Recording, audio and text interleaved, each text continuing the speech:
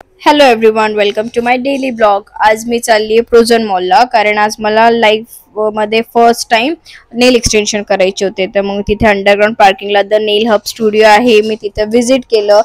इतकं सुंदर अँबियन्स आहे ना, खूप छान एकदम प्रोफेशनल स्टुडिओ आहे. त्यांनी मला खूप सारे ऑप्शन्स दिले, पण मला ते आवडले नाही. सो मी त्यांना माझे फोनमधले दाखवले की मला असं पाहिजे, आणि मग तिथून ती प्रोसेस चालू झाली.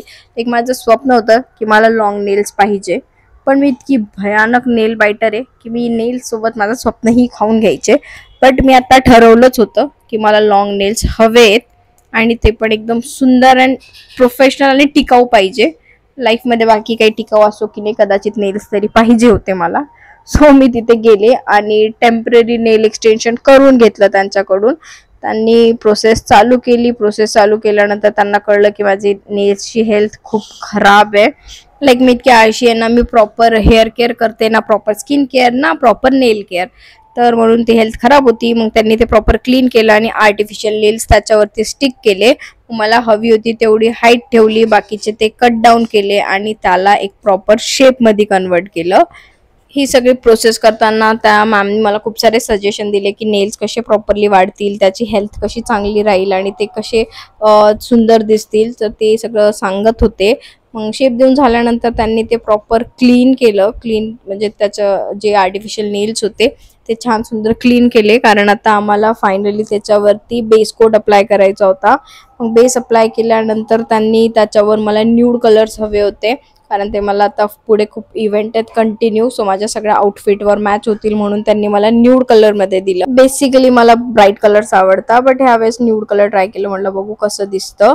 मग प्रॉपरली सगळ्यांना नेल पेंट लावून झाल्यानंतर मी त्याला UV रेजमध्ये ठेवलं लवकर ड्राय होण्यासाठी. मग आम्ही त्याच्यावरती 1-2 डिझाईन्स ट्राय केल्या.